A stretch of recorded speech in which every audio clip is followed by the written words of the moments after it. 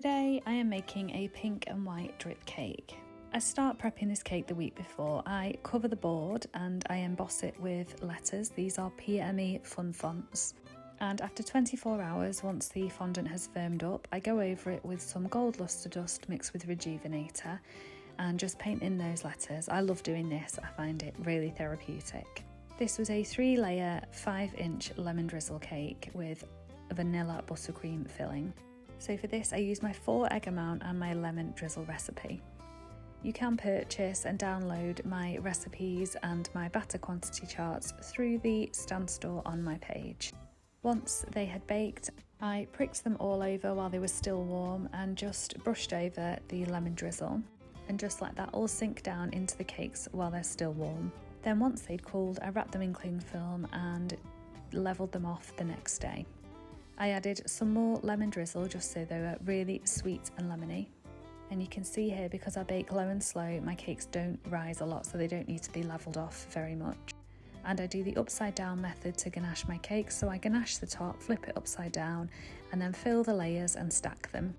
It then goes into the fridge to firm up, and I do a crumb coat of white chocolate ganache and use my metal scraper to scrape round.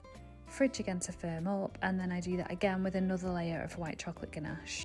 I turn the cake the right way and I panel it with some white fondant, so I do the top first and smooth it, then flip it upside down again, and then I do one big panel all around the outside using a measuring tape to make sure that my panel is going to fit. I use my smoothers just to make sure it's really nice and smooth and there's no lumps and bumps, and then I trim off the excess of the top panel.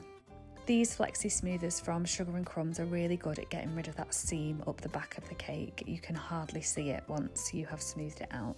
Then I put some ganache on the top of the cake that's going to be the bottom and flip it the right way, and then just use my hands to lift it onto the board. This drip is Melt and Pour by Sugar and Crumbs with a little bit of red added and some oil, and I just melted them together in the microwave until they were nice dripping consistency, and then covered all of the top of the cake with it as well.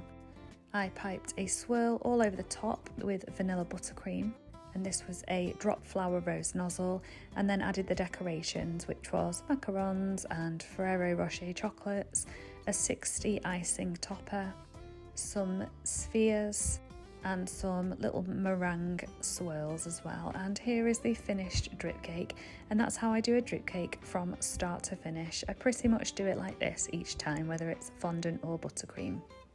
I still love a drip cake. I think they are so versatile.